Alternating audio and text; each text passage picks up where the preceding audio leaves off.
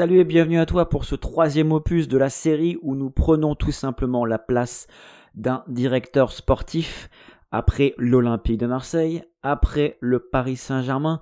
Voici le tour de l'Olympique lyonnais de passer à la moulinette.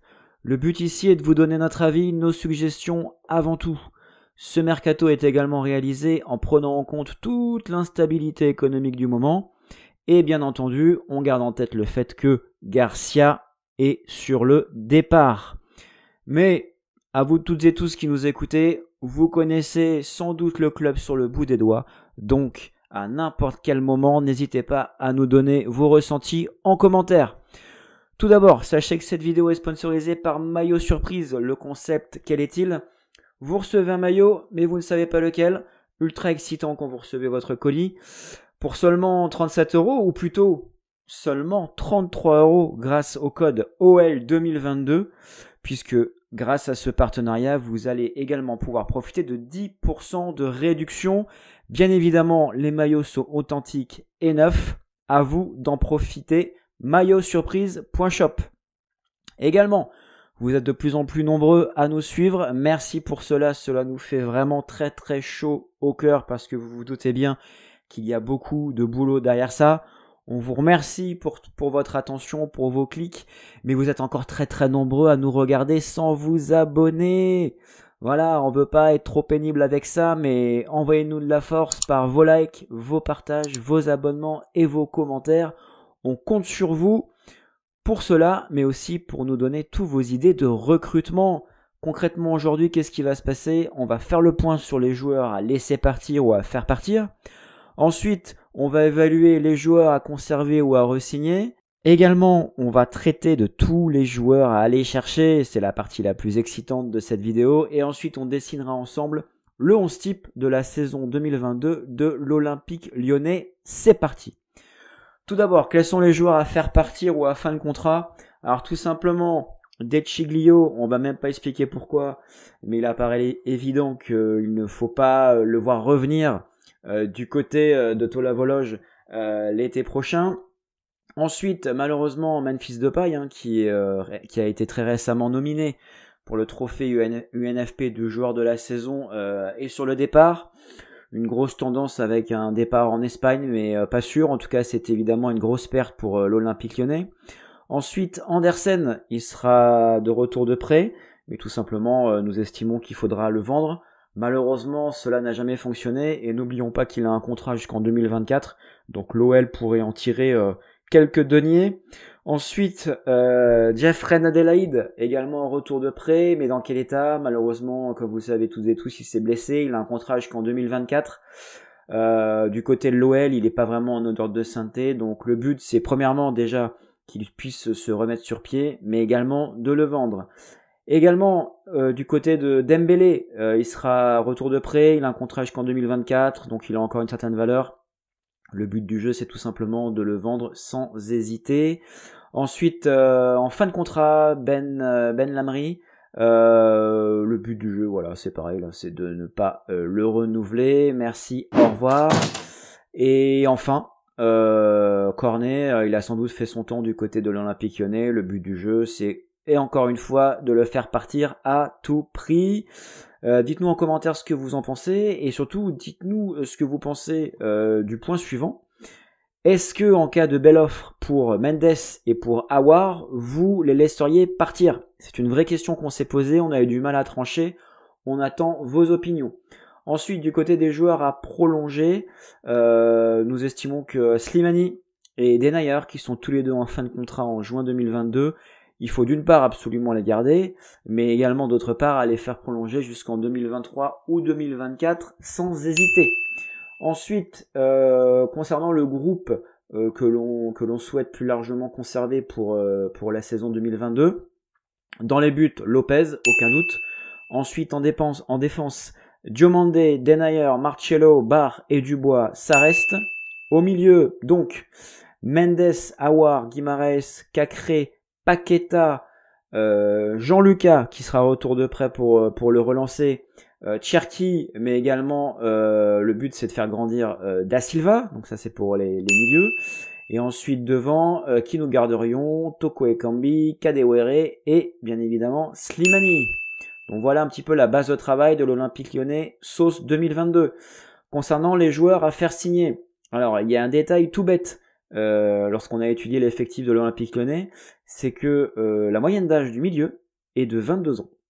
22 ans, ça peut paraître dingue pour un club top 3, top 4 français, et disons plus largement top 15, top 20 européen. 22 ans, c'est quand même un petit peu jeune. Il faudrait un petit peu apporter de l'expérience. Alors déjà, pour remplacer Memphis, tant et si bien qu'il soit remplaçable, on a pensé à deux joueurs. On a pensé à Savanier, le feu follet du côté de l'Hérault, et on a pensé bien évidemment à Fèvre, la perle brestoise.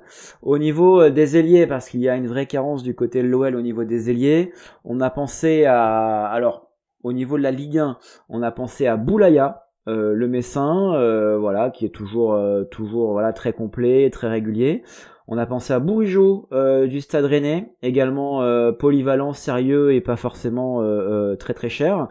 Au niveau des profils un peu plus internationaux, alors il y a un profil de joueur qui nous intéresse particulièrement du côté de l'Olympique Lyonnais, c'est Jonas Hoffmann de Gladbach. Il est pas si cher que ça alors qu'il a un excellent rendement.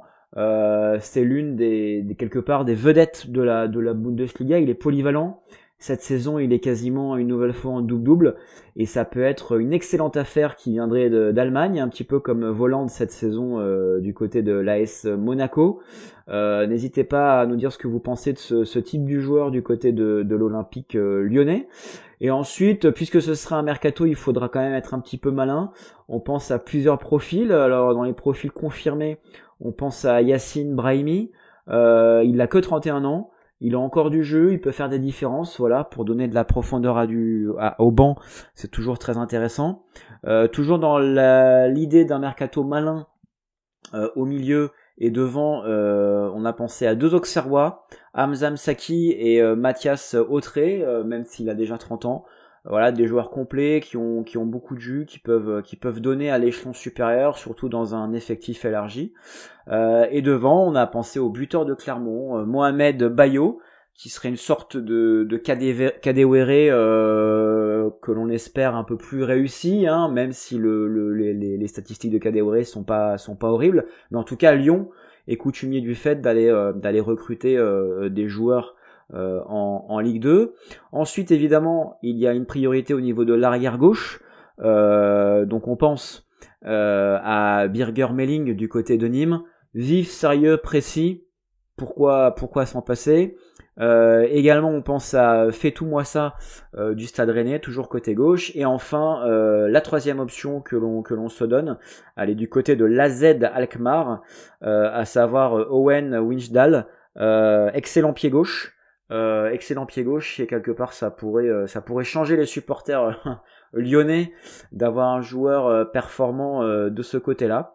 Donc voilà au niveau des arrières gauches. Ensuite au niveau de l'arrière droit, alors c'est pas forcément absolument nécessaire, surtout avec comme le soulignait l'un des experts de l'Olympique Lyonnais sur Twitter, à savoir Mickey Elscout, que nous vous invitons à suivre immédiatement.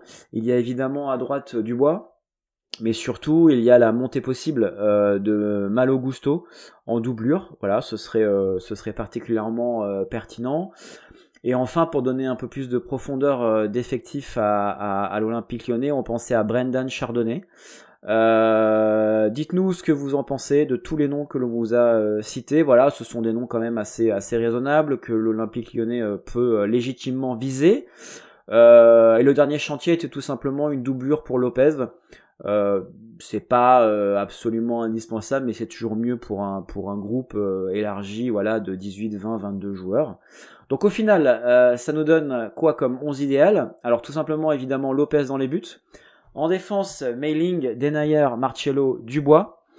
Au milieu, plutôt, on va dire, défensif ou en transition, on pense évidemment à Mendes et Guimaraes. Et dans les milieux offensifs, alors on pense de base à Aouar, Paqueta, Hoffmann. Mais également, Cherki peut prétendre à une place dans le 11 titulaire. Et selon les transferts qui sont faits à la place d'Hoffman, celui-ci peut être remplacé par Savanier ou par Fèvre.